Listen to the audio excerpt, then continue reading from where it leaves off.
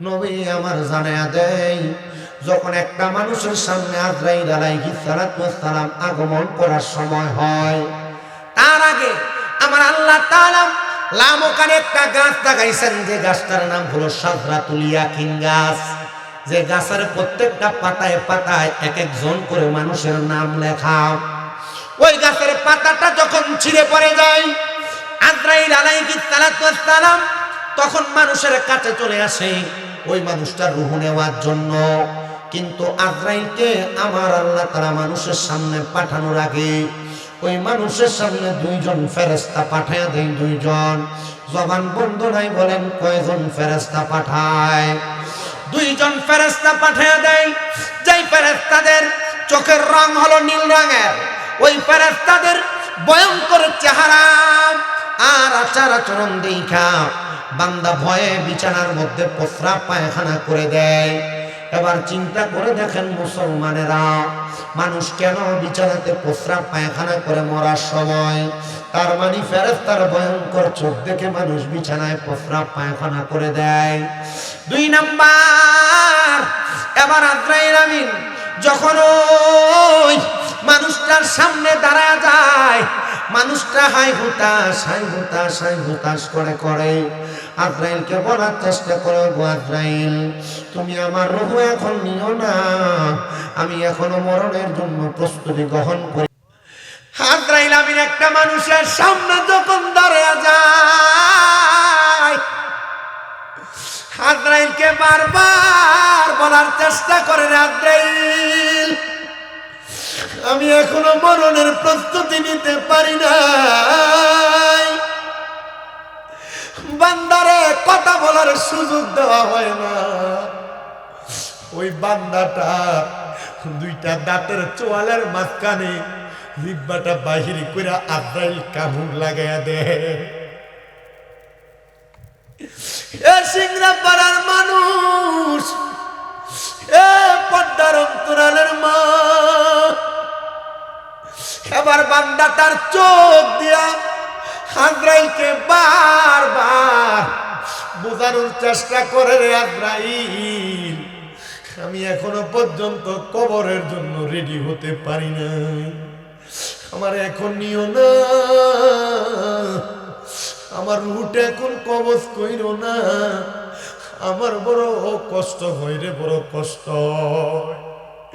ওই সময় বান্দা আজরাইলের ভয়ঙ্কর চেহারার দিকে তাকায়া চোখগুলা উল্টা যায় রে। এবার বান্দা কথা বলতে পারে না, চোখের ইশারাও দিতে পারে না। আজরাইল আমিন বান্দাটার এবার বুকের মধ্যে এমন ভাবে থাবা দিয়া ধরবি, আমরা যেই নবীর উম্মত মুহাম্মদুর রাসূলুল্লাহ সাল্লাল্লাহু আলাইহি ওয়াসাল্লাম নবীজির রূহ মুবারক যখন আজরাইল নিয়ে যাবে, আজরাইল নবীজির বুক মুবারকের মধ্যে যখন হাত রাখছে, আমার নবী আল্লাহ বলে একটা চিৎকার মারছে, আল্লাহ। আমি নবীজির রূহ মুবারক নেওয়ার জন্য আজরাইল যে বুকের মধ্যে হাত রাখলো, এত কষ্ট আমার উম্মত কেমনে সহ্য করবে? মনে হচ্ছে পৃথিবীর বড় বড় পাহাড়গুলা বুকের মধ্যে চাপায়া দেওয়া হচ্ছে। নবী ডাক দিয়া বলেন, আল্লাহ, আমার উম্মত এই কষ্ট সহ্য করতে পারবে না। আল্লাহ জানায় দে, হাবিব, আপনার উম্মত যদি দুনিয়াতে ঈমান আনয়ন করে, আপনার উম্মত যদি দুনিয়াতে নেক আমল করে, তাহলে তারা এমন মরণের কষ্ট থেকে বাঁচবে। কেমনে বাঁচবে? ওয়াজের ধারাবাহিকতায় বুঝতে পারবেন আপনারা। নবী রাহমাতুল লিল আলামিন নবী শুধু বলতে, পৃথিবীর বড় বড় পাহাড়গুলা বুকে চাপা দিলে যত কষ্ট হয়, আল বিদায়া নিহায়া ইসলামিক ফাউন্ডেশন কর্তৃক ছাপানো 14 খণ্ডের একটা কিতাব, ওই কিতাবের মধ্যে নবীজির ইন্তেকালের কথা কত সুন্দর করে বলতেছেন। আজরাইল রূহ নেওয়ার সময় এমন অবস্থা, রাহমাতুল লিল আলামিন নবী বলেন, উম্মত শোনো, যখন আজরাইল একটা মানুষের সামনে আসবে, তার বুকের উপর রূহটার জন্য যখন হাতটা রাখবে, তখন বান্দার এমন ভার অনুভব হবে, বান্দার ঘাড়ের শাহরগগুলা ঠাস ঠাস করে ছিঁড়ে যাবে, বান্দার হাতের শাহরগগুলা ঠাস ঠাস করে ছিঁড়ে যাবে, পায়ের রগগুলা ছিঁড়ে যাবে। তখন বান্দার রক্ত চলাচল করতে পারবে না, তখন বান্দার রক্ত এবং পুষগুলা নাকে দিয়ে, মুখে দিয়ে, কান দিয়ে বের হবে। সাহাবায়ে কেরাম আমার নবীজির দরবারে বসাম, কান্না করে আনবরে, ও আল্লাহর হাবিব, আপনি বলতেছেন এমন কষ্ট হবে, শুধু তাই না, নবী তখন পয়গম্বর ইদ্রিস নবীর কথা সাহাবায়ে কেরামদেরকে শুনিয়ে দিলেন। সাহাবীরা শোনো, একটা জীবিত বকরিকে লটকায় দিয়াম, শরীর থেকে চামড়াটা জীবিত অবস্থায় টেনে টেনে ছিঁড়ে ফেললে ওই বকরিটার যত কষ্ট হবে, একটা ঈমানদার, একটা বেঈমান মানুষ, বেনামাজি মানুষ, হারামখোর মানুষ, তার দেহ থেকে রূহটা বাহির করলে এর চাইতে বেশি কষ্ট হবে। শুধু এমন কষ্ট না রে মুসলমান, শোনাম, ওই রূহটা যখন নিয়ে যাবে আজরাইল আলাইহিস সালাম, এবার রূহ এবং আজরাইলের সঙ্গে কথা হবে। রূহ ডাক দিয়ে বলবে, আজরাইল, আমার এত তাড়াতাড়ি কোথায় নিয়ে যাও? তুমি যদি জানতা আমার আল্লাহ তাআলা আমার জন্য কত যন্ত্রণাদায়ক কষ্ট রেডি করে রাখছেন, আযাব রেডি করে রাখছেন, তাহলে তুমি আমাকে এত তাড়াতাড়ি নিয়ে যাইতা। বলে, কি কষ্ট, কি আযাব রেডি করে রাখছেন নবী গো, আপনি শোনায়া দেন। নবী আমার বলে, উম্মত শোনো, একটা বেঈমান, বেআমল, বেনামাজি রূহ যখন নিয়ে যাওয়া হবে, আজরাইল তার নাকের মধ্যে এমন ভাবে কাপড় দ্বারা চাপা রাখবে, রূহটারে নিয়ে প্রথম আসমানে যাওয়া হবে। আসমানের ফেরেশতারা 19 জন করে ডাইনে, 19 জন করে বামে দাঁড়ানো থাকবে। কোন বেনামাজি, কোন হারামখোর, কোন মিথ্যাবাদী, কোন সুদখোর, কোন ঘুষখোর, পরের জমি জমা দখলকারী, ওই ব্যক্তিগুলা যখন আলমে আরোহায় যাওয়ার আগে প্রথম আসমানে যাবে, তখন ওই 19 জন করে ফেরেশতা ওই রূহুর দিকে তারা থু থু নিক্ষেপ করবে, থু থু নিক্ষেপ করবে। হ্যাঁ, সিংড়াপাড়ার সুদখোর যারা তো শুনো, আছে সুদে টাকা লাগায়, এ সিংড়াপাড়ার ঘুষখোর যারা শোনো, তোমরা যারা ভাই ভাতিদার জমি দখল করে রাখছো, তোমরা শোনো, তোমরা যারা পরের হক মেরে মেরে খাও, তোমরা শোনো। আছে কিনা? এদের উপর ওয়াজ লাগবে। গতকাল, আগামীকালকে চা দোকানে বসে বসে হুজুর ফাটে বলছে, কিন্তু হুজুর যে মাঝে মাঝে যে বলছে কিছু কিছু কথাই তা পছন্দ হয় না। আমরা, আপনার পছন্দ হলে কি আর না হলে কি, কবরে আপনাকে আযাব পেতে হবে, কথাটা সত্য। নবীজি বলেন, উম্মত শোনো, এমন হারামখোর যারা, বেনামাজি যারা, সুদখোর যারা, ঘুষখোর যারা, দখলদার যারা, এদের রূহের দিকে আজরাইল দাঁড়ায় দাঁড়ায় দেখবে, আর বাকি ফেরেশতারা থু থু থু থু বলে থুতু নিক্ষেপ করবে। আজরাইল বলবে, রে ফেরেশতার দল, এই মানুষটা বিদায় হয়ে গেছে দুনিয়া থেকে, এখন কেন তোমরা তার সঙ্গে এমন আচরণ করো? তারা বলবে, এটা বান্দার কৃতকর্মের ফল। তখন আজরাইল বলবে, মনিব, এ হারামখোরের দেহ আমি আমার কাছে রাখতে চাই না, রূহ রাখতে চাই না। ফেরেশতারা জবাব দিবে, আজরাইল আমাদেরকে বললা থুতু নিক্ষেপ করি, তো তুমি কেন নাকে কাপড় লাগাইলা? আজরাইল বলবে, বান্দা নামাজ ছেড়ে দিতে দিতে, গুনাহ করতে করতে করতে ওয়াদা খেলাফ করতে করতে, বান্দা হিংসা করতে করতে, জিনা ব্যভিচার গান বাজনা করতে করতে বান্দার দেহটা উপর দিয়া ঠিকঠাক আছে, কিন্তু বান্দার রূহটা একটা দুর্গন্ধযুক্ত রূহ হয়ে গেছে। এজন্য তার রূহের দুর্গন্ধ আমি ফেরেশতা আজরাইল সহ্য করতে পারতেছি না, এই জন্য নাকের মধ্যে কাপড় লাগাইছি। এবার শুনেন আমার বাবারা, কবরস্থানের কাজের জন্য আপনারা টাকা পয়সা দিবেন, এটা আপনাদের নিজস্ব বিষয়। কিন্তু আজকে যারা যারা মাহফিলের মধ্যে আসলেন, আপনাদের অনেকের মা নাই, অনেকের বাবা নাই, অনেকের দাদা দাদি বংশের মানুষ এই সিংড়া পাড়ার কবরস্থানে শুয়ে আছেন, অনেকের আত্মীয় স্বজনরা কবরস্থানে শুয়ে আছেন। এই কোরআনের বাগান সাজানোর কারণে কবরবাসীদের রূহকে আমার আল্লাহ তাআলা আজকের জন্য উন্মুক্ত করে দিয়েছেন, ছেড়ে দিয়েছেন। আর রূহগুলা এই জান্নাতের বাগানের ডাইনে বামে সামনে পেছনে শুধু ঘোরাফেরা করতেছেন। যখন মাহফিল শেষ হয়ে যাবে, রূহগুলা আবার তাদের কবরে ফিরে চলে যাবে। এর মধ্যে দুই শ্রেণীর রূহ থাকবে। এক শ্রেণীর রূহ যায় দেখবে তাদের কবরের আযাব মাফ করা হয়েছে, আর আরেক শ্রেণীর মানুষ দেখবে তাদের কবরে এখনো পর্যন্ত আযাব হচ্ছে।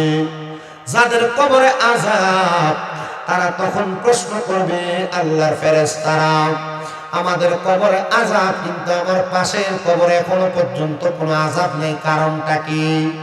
তখন ফেরেশতারা জবাব দিবেন, তোমাকে আমার আল্লাহ তাআলা নবীর আদেশের মাধ্যমে জানিয়ে দিয়েছিলেন, তুমি দুনিয়াতে এমন কিছু ওয়ারিসদার, এমন কিছু বংশের মানুষ, আওলাদ গোষ্ঠীর মানুষ রেখে আসবা, যারা তোমার ইন্তেকালের জন্য তোমার মাগফিরাত কামনা করবে।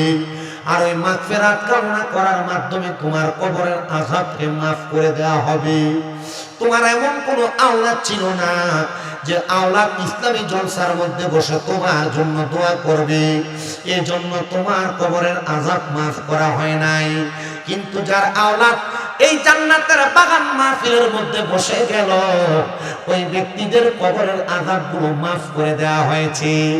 আপনারা যারা এখানে বসে বসে একটু পরে আখিরি মুনাজাতে আপনাদের বংশের মানুষের জন্য দোয়া করবেন, আল্লাহ তাআলা আপনাদের দোয়ার বরকতে বংশের মানুষের কবরের আযাবগুলো মাফ করে দিবেন। মাফ শুনেন মুসলমান, হযরত আব্দুল্লাহ ইবনে আব্বাস রাদিয়াল্লাহু তাআলা আনহু থেকে হাদিস বর্ণিত, তিনি বলেন, আমার নবীজিকে প্রশ্ন করলাম, ওগো আল্লাহর হাবিব, আপনি বলেন নবী, ওই কবরবাসীগুলা কেমন করে তাদের গুনাহগুলা ক্ষমা মাফ করায়?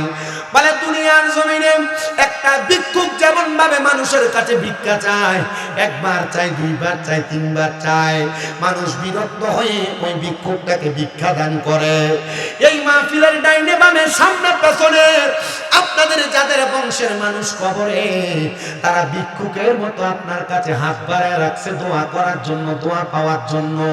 যখন আপনি আমি দোয়া করব, আপনাদের দোয়ার বরকতে আল্লাহ তাআলা ওই কবরবাসীকে মাফ করে দিবেন। জবান খুলে জোরে জোরে বলেন না সুবহানাল্লাহ। একদিন মাটির ভিতরে হবে ঘরে মন আমার, কেন বান্ধ দালান ঘর রে মন আমার, কেন বান্ধ দালান ঘর? বলেন, একদিন মাটির ভিতরে হবে ঘরে মন আমার, কেন বান্ধ দালান ঘর রে মন আমার, কেন বান্ধ দালান ঘর? প্রাণ পাখি উড়ে যাবে পিঞ্জর ছেড়ে, ধর দমে সবই রবে, তুমি যাবে চলে। বন্ধু বান্ধব যত, মাতা পিতা তারা সুত, বন্ধু বান্ধব যত, মাতা পিতা তারা সুত, সকলই হবে তোমার পরে মন আমার, কেন বান্ধ দালান ঘর? বলেন, একদিন মাটির ভিতরে হবে ঘরে মন আমার, কেন বান্ধ দালান ঘর? দেহ তোমার চর্মচর গলে পচে যাবে, শিরায় উপশিরা গুলো ছিন্ন ভিন্ন হবে, দণ্ড মেরু দণ্ড সবই হবে খণ্ড খণ্ড, দণ্ড মেরু দণ্ড সবই হবে খণ্ড খণ্ড, পরে রবে মাটি রয় পরে মন আমার, কেন বান্ধ দালান ঘর রে মন আমার, কেন বান্ধ দালান ঘর? সিংনাপাড়ার মানুষ, এখনো যারা দোকান পাটে বসে আছো, এখনো যারা রাস্তাঘাটে ঘোরাফেরা করছো, তোমরা কি মরবা না? তোমার মরার পরে কি তোমার দোয়ার দরকার নাই? মনে রাখবা, আরবিতে একটা প্রবাদ বাক্য আছে, কামাতা দিনু তুদান, যেমন কর্ম তেমন ফল। যে কবরবাসীগুলা কবরে, ওই কবরবাসীগুলা তাদের পূর্ববর্তীদের জন্য দোয়া করেছিল বিদায়, আজকে আপনারা তাদের জন্য দোয়া করতেছেন। আর আপনারা যারা জান্নাতের বাগান মাহফিলে বসে গেলেন, আপনারা যদি আপনাদের বংশের মানুষের জন্য দোয়া করেন, আল্লাহ তাআলা আপনাদের জন্য দোয়া করার জন্য আপনাদের পরবর্তী জেনারেশনকে রেডি করে রাখবে। ও মুসলমান, এবার আপনি দোয়ার বিষয় একটু শোনার চেষ্টা করেন।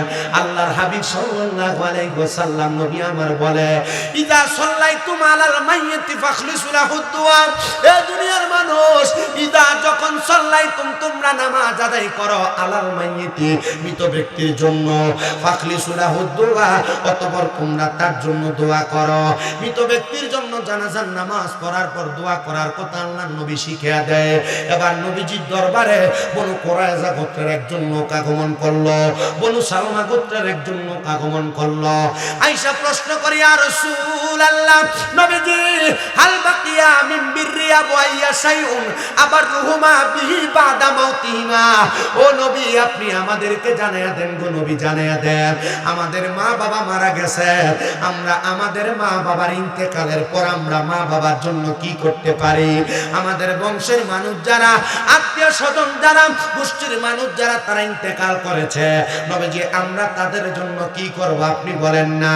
নবী আমার বলে, হ্যাঁ শোনো শোনো, বলুন সালমা গোত্রের মানুষ শোনো, তোমাদের মৃত ব্যক্তি যারা কবরে তোমরা তাদের জন্য কি করবা? নবী শিখিয়ে দেয়, এক নাম্বার আসসালাতু আলাইহিমা, তোমরা তোমাদের মৃত ব্যক্তির জন্য দোয়া করবা। কি করবা? এখানে এমন অনেক বৃদ্ধ বয়স্ক আছে যাদেরকে মা বাবার কবরস্থান যেখানে, এখানে নিয়ে যদি বলা হয়, দেখে আপনার বাবার কবর কোনটা দেখায় দেন, চিনবে না। দেখে আপনার মায়ের কবর কোনটা চিনায় দেন, চিনবে না। এমন অনেক সন্তান আছে মা বাপকে মাটি দিয়ে আসছে, দীর্ঘ 1 বছর মা বাবার কবরের সামনে যায় জিয়ারত করে না, আছে না? আপনারা জানেন, কবরবাসী আপনার মা আপনার বাবা যারা কবরে, এদের জন্য আপনি যদি দোয়া না করেন, আল্লাহ তাআলা আপনাকে যখন হাসরের ময়দানে তুলবেন, আপনাকে জালেম হিসেবে উঠাবেন। কি হিসাবে? আজকে তো এই সিংড়াপাড়ার মানুষের কপাল ভাগ্য, মাহফিল ইন্তেজামিয়া কমিটি, মাহফিল কমিটি তো আপনারা, মাহফিল কমিটি আপনাদেরকে এই জালেম হওয়া থেকে বাঁচানোর জন্য মাহফিলের আয়োজন করছে। আমাকে হুজুর ঘরে বলতেছে যে হুজুর গতকালকে 3টা মাহফিল গেল আমাদের এলাকায়। আসলে তো গেছে। আর আপনারা যে পরিমাণ ওয়াজ শুনেন, ওয়াজ শুনলে যদি মানুষ হেদায়েত হইতো, তাহলে আমার মনে হয় সবার আগে মাইকালারা হতো। কথা বোঝে না, ঠিক না? ওয়াজ এখন মানুষ হেদায়েত হচ্ছে না, তবে হ্যাঁ এতটুকু করা যায়, এই ওয়াজ মাহফিল দিয়ে মানুষদেরকে কোরআনের পথে, হাদিসের পথে, ইসলামের শরীয়তের পথে রাখা যায়। আর যদি এটা না হতো, তাহলে মানুষ তার দুম দুম দুম ঢোল বাজনা গান বাজনা নিয়ে পড়ে থাকতো। কথা বলেন না, ঠিক কিনা? আপনারা দেখছেন হয়তো কিছুদিন আগে যে আবুল সরকার এবি আদব কি সুন্দর করে বলতেছে, দেখেন এক সুন্দর হাত নাচাচ্ছে আর বলতেছে আল্লাহ একই মুখে কত কথা বলে, আল্লাহর মাথা কোনটা গোয়া কোনটা আমি পাই না। নাউজুবিল্লাহ পড়েন মিয়া। এ বলতেছে কুল আউযু বিরাব্বিন নাস মালিকিন নাস ইলাহিন নাস মিন শাররিল ওয়াসওয়াসিল খান্নাস আল্লাযী ইউওয়াসউইসু ফি সুদুরিন নাস মিনাল জিন্নাতি ওয়ান নাস। আল্লাহ নাকি সূরা নাসের সব জায়গায় নাসার কথা বলছে। নাউজুবিল্লাহ বলেন না। আচ্ছা, এগুলা কি কোনো কথা হয়? যুক্তিসঙ্গত কথা হয়? এগুলা কোরআনকে অবমাননা করে, কোরআনের আইনের বিরোধিতা করে। আমি বারবার বাংলাদেশের যিনি রাষ্ট্রপ্রধান বর্তমানে ডক্টর ইউনূস সহ প্রশাসনিক কর্মকর্তাদের কাছে আমার মিডিয়াগুলোর মাধ্যমে আমি আবেদন করছি, এমন যারা কোরআন অবমাননা করে এদেরকে বাংলাদেশের জাতীয় মসজিদ বাইতুল মুকাররমের সামনে নিয়ে জিব্বাটা টান দিয়ে ধরে কাইটা দেন। ভবিষ্যতে কোনো নাস্তিক মুরতাদ কোরআনকে নিয়ে বাজে মন্তব্য করার সাহস দেখাতে পারবে না। ডান হাত তুলে বলেন ঠিক না বেঠে?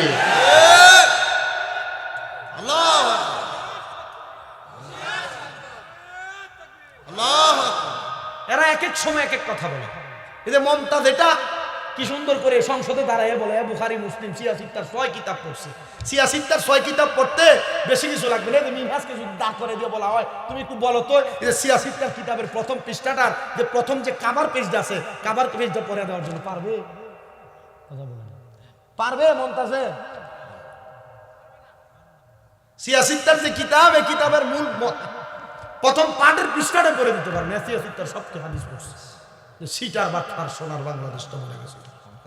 আর তাও সংসদের মতো পবিত্র জায়গায় বসে বসে কথাগুলা বলবে। কথাগুলো আপনার জন্য উপকারী, আমার জন্য উপকারী, এলাকার জন্য উপকারী, মা বোন যারা তাদের জন্য উপকারী।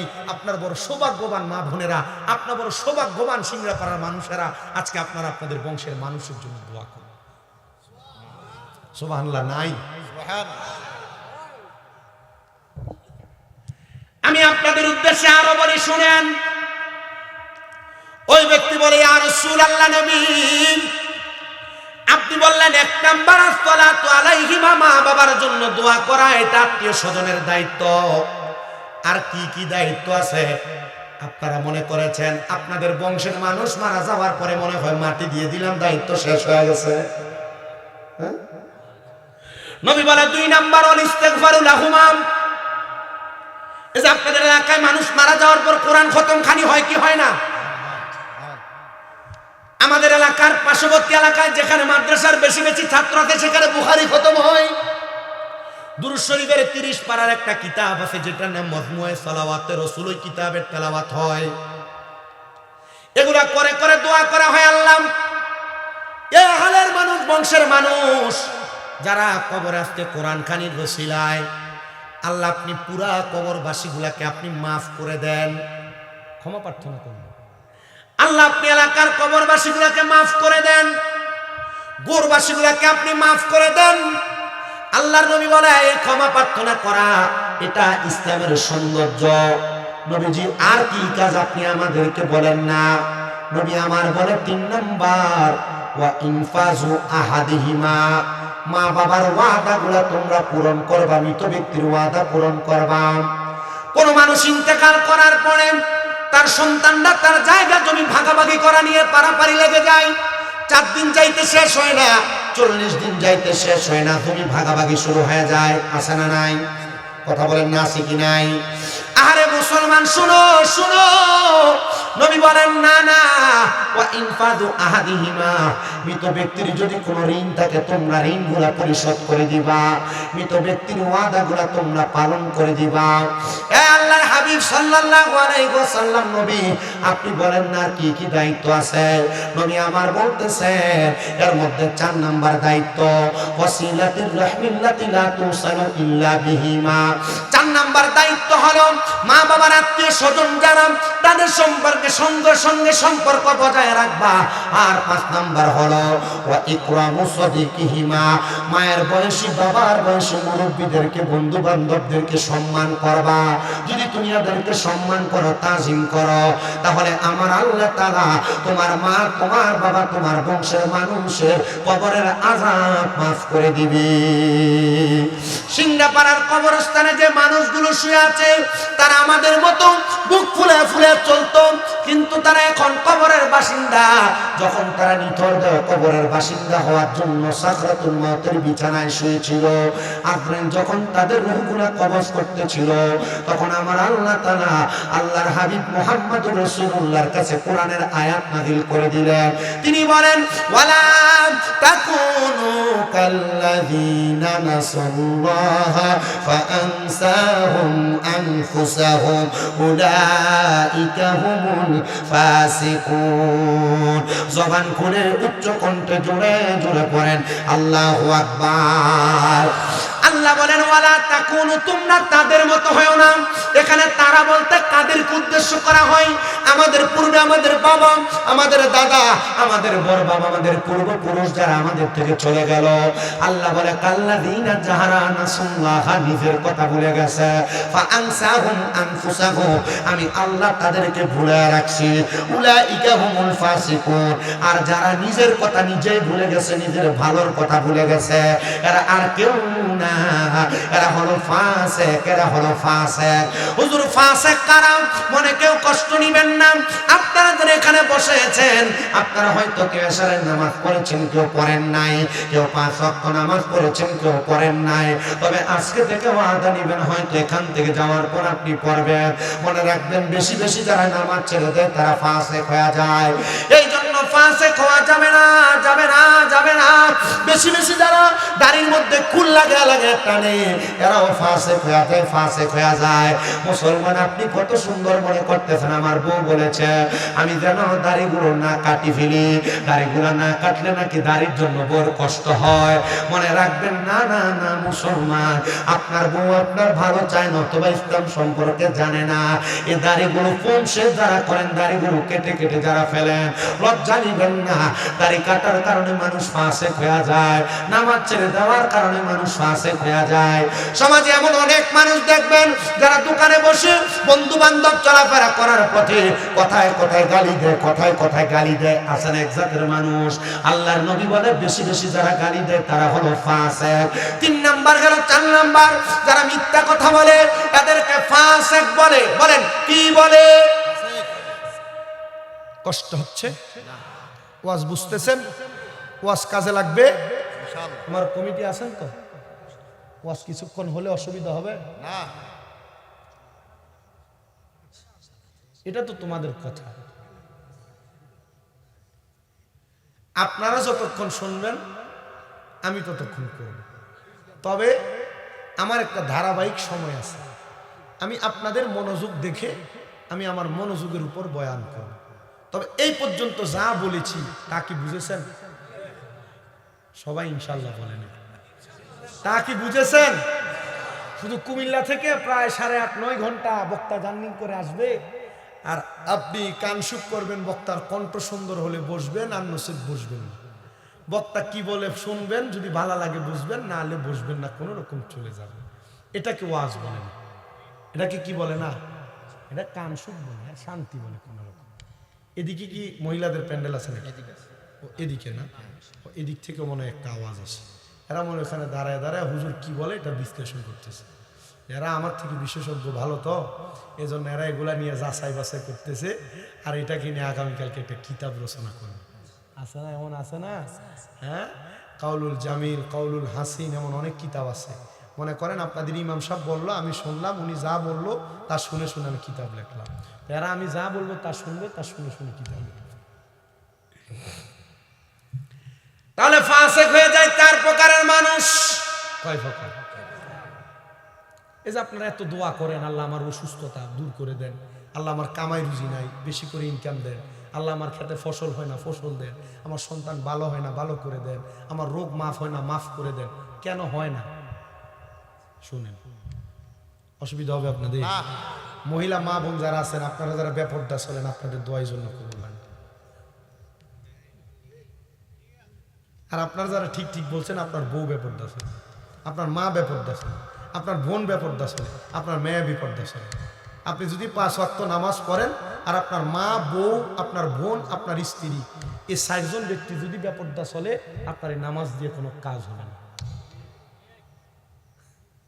ওয়াজ কি বুঝতেছে নাকি ওয়াজ বেশি কঠিন হয়ে যাচ্ছে? কঠিন হলো এটা মানতে হবে, না হলো আপনাকে মানতে হবে। মানবেন কিনা এটা আপনার ফয়সালা। তবে হ্যাঁ, আমি আপনাকে বলছি, আমি যদি না মানি, আমার জিহ্বাটার ভিতরে আগুনের কেসি দ্বারা কাটা হবে। আর আপনি শোনার পর যদি আপনি না মানেন, আপনার কানের ভিতরে গরম সীসা ঢালাই করে আপনার কানকে বধির করে দেওয়া হবে। 4 প্রকারের ব্যক্তি ফাসিক হয়ে যায়। 4 প্রকার। 1 নাম্বার, যারা নামাজ ছেড়ে দেয় তারা ফাসিক হয়ে যায়। কি বলেন না, কি হয়? 2 নাম্বার, যারা মিথ্যা কথা বলে তারা ফাসিক হয়ে যায়। 3 নাম্বার যারা গালিগালাজ করে তারা ফাসিক হয়ে যায়। আর 4 নাম্বার কি যেন বলছিলাম, যারা দাড়ি কাটে তারা ফাসিক হয়ে যায়। আব্বাজি মনে কষ্ট নেওয়ার কিছু নাই, হয়তো আপনি আগে জানতেন না, এখন জানেন। আমার এক ওস্তাদ বলছিল, শোনো, যে ব্যক্তি তার বউয়ের কথা শুনে শুনে ফাসিক মানে দাড়ি কেটে ফেলে, এই ব্যক্তির একটা কাজ করা দরকার। বলে কি কাজ? বলে এই ব্যক্তিকে বলবা ফুটবল খেলা জানি কিনা। জিজ্ঞেস করলো, যদি জানে ফুটবল খেলার 1 ঘন্টা সময় যখন শেষ হয়ে যায়, 60 মিনিট, 80 মিনিট, 50 মিনিট, 90 মিনিট যখন শেষ হয়ে যায়, কোন দল যখন গোল করতে পারে না, তাদেরকে একটা টাইম দেওয়া হয় 10 মিনিট সময়। 3টা করে কিক দিবে, যেটাকে ফ্রি কিক বলে, পেনাল্টি না। আমি আমার জীবনে 2-3 বার ফুটবল দিয়ে লাড়াছাড়া করছিলাম পা দিয়ে। আর যেদিন খেলতে গেছিলাম প্রথম, এদিনে ডান পায়ের বুড়া আঙ্গুলের নখটা পড়ে গেছে। এরপর থেকে আর নামি নেই কখন। আর এখনো মাঝে মাঝে আমার মাদ্রাসার ছাত্ররা যদি খেলে, ওই কোনোরকম পা দিয়ে একটু নাড়াছাড়া করে জুড়ে মারি না, যদি নখ পড়ে যায়। হুজুর আমারে শিখিয়ে দিল, যদি কখনো তোমাদের স্ত্রী তোমাদেরকে বলে দাড়ি কাটার জন্য, ফুটবলের টাইম ওভার হওয়ার পরে যখন মানুষ পেনাল্টি কিক খেলে, ঠিক তোমার স্ত্রীটাকে এমন একটা পেনাল্টি কিক মারবা। হুজুর কেন এই কথা বউকে মারার কথা শিখিয়ে দিচ্ছেন? বলে শুনো, কবরে 3টা প্রশ্ন করা হবে। কয়টা? 1 নাম্বার মান রব্বুকা, তোমার রব কে? 1 নাম্বার শ্রোতা আপনি। 2 নাম্বার অমান দিনুকা, তোমার ধর্ম কি? আপনি বলবেন ইসলাম। কিন্তু 3 নাম্বার প্রশ্ন করা হবে, ওমান হাজার রাসূল, এই ব্যক্তিকে চিনো কিনা? এই ব্যক্তি আর কেউ না, তিনি হলো মুহাম্মাদুর রাসূলুল্লাহ সাল্লাল্লাহু আলাইহি ওয়াসাল্লাম। জোরে জোরে পড়েন সুবহানাল্লাহ। যখন নবীজিকে সামনে রাখা হবে, আপনাকে বলা হবে এই ব্যক্তিকে চিনো কিনা? যদি আপনার মুখের মধ্যে নবীর সুন্নাত দাড়িগুলা না থাকে, আমি আবারও বলছি, যাদের মুখে দাড়ি নাই কষ্ট নিবেন না, আজকের কথার পর আপনি রাখেন, কোনো অসুবিধা নেই। কি বলেন? ঠিক। যদি আপনার মুখে দাড়িগুলো না থাকে, আর আপনি যদি বলেন হ্যাঁ আমি চিনি, উনি আমার নবী, আর নবী যদি বলেন না আমি তোমারে চিনি না, তুমি যদি আমার উম্মত হইতা, তুমি যে আমার উম্মত দাবি করো, তোমার মুখে দাড়ি কোথায়? যদি আমার উম্মতি হইতা, তাহলে আমি নবীর সুন্নাত দাড়ি রেখে কবরে আসতা। তাহলে ওই নবী আপনাকে যদি না দেখে, আপনার কবরেও কোনো উপায় নাই, হাসরে কোনো উপায় নাই, মিজানে কোনো উপায় নাই, ফুলসিরাতে কোনো উপায় নাই, নবী ছাড়া কোনো জায়গার মধ্যে উপায় নাই। এবার সিদ্ধান্ত আপনাদের, দাড়ি রাখবেন কিনা রে বাবারা? আমি আমার মা বোনদের কাছে বলবো, আমার মায়েরা, আপনারা আপনাদের স্বামীদেরকে দাড়ি রাখার জন্য বেশি বেশি করে বলবেন। স্বাভাবিক বুঝা দেই, ছোট মানুষও আছেন, বুঝে নেবেন একটু শর্টকাট পাবেন। যারা দাড়ি কাটে বিজ্ঞান যাচাই করে বলে, যারা বেশি বেশি করে তাদের চুলের গোড়ার মধ্যে, দাড়ির গোড়ার মধ্যে শেভ করে, আগুন শেভ করে ব্লেড চালায়, এদের শরীরের শারীরিক শক্তি, সেক্সুয়ালি পাওয়ারটা কমে যায়। আপনি হাজার চেষ্টা করবেন, আপনি অল্প বয়সে বৃদ্ধ মানুষের মতো নিঃশক্তি পুরুষিত্বহীন মানুষ হয়ে যাবেন। এই জন্য আপনি আপনার দাড়ির মধ্যে খুর লাগায় লাগায় টানবেন না, আপনার দাড়িকে ছেড়ে দিবেন। দাড়ি যত বেশি থাকবে, মোহাব্বত বেশি হবে। আর বর্তমান সমাজের যুবকেরা চিন্তা করে, আমি যদি এখনই দাড়ি রেখে দেই, আমাকে মানুষ বুড়া মনে করবে, আমার কাছে মেয়ে বিয়ে দিতে চাইবে না। না রে যুবক, না, দাড়িওয়ালা যুবককে পছন্দ করে না কে জানো? দাড়িওয়ালা যুবককে পছন্দ করে না ওই মেয়েটা। মেয়ে চিন্তা করে, আমার স্বামীর যদি দাড়ি থাকে, এই স্বামীটা ইসলামওয়ালা, ইসলাম পছন্দ করেওয়ালা। এই স্বামী দাড়ি নিয়া কোনোদিন আমার নিয়ে বগুড়ার সিনেমা হলে যাবে না, কোনোদিন আমার নিয়ে পার্কে যাবে না। এবার আপনারা বলে, পার্কে, মার্কেটে মার্কেটে আর সিনেমা হলে যে মেয়েটা যায়, এটা কি আসলে ভালো মেয়ে না খারাপ মায়া? যুবক ভাই, দাড়ি রাখার কারণে এমন একটা খারাপ মেয়ে থেকে তুমি বাঁচবা, খারাপ মেয়ে থেকে তুমি বাঁচবা। আর দাড়ি রাখার কারণে দাড়িওয়ালা ছেলের যে মেয়েটা পছন্দ করে ওই মেয়েটা বড় ভদ্র মায়া, ওই মেয়েটা বড় ইসলাম প্রিয় মায়া, ওই মেয়েটা বড় সুন্দর মায়া, সদৃশ্যপূর্ণ মায়া। এবার আপনারা বলেন দাড়ি পছন্দ করেনওয়ালা মেয়েটা কি ভালো না খারাপ? ভালো। ওয়াজ বুঝেন? আমি কিন্তু বুঝতেছি না আপনারা কি বুঝতেছেন। না আমাদের এদিকের ওয়াজের সিস্টেম আর আপনাদের ওয়াজ সিস্টেম আলাদা একবার, কথা বুঝতে পারছেন? কিন্তু আমি আপনাদের কাছে আপনাদের সিস্টেমের চেষ্টা করছি বোঝানোর জন্য। কষ্ট হলে আমাকে বলবেন, তাড়াতাড়ি ছুটি। তো আমি যেই কথা থেকে এখানে আসছিলাম,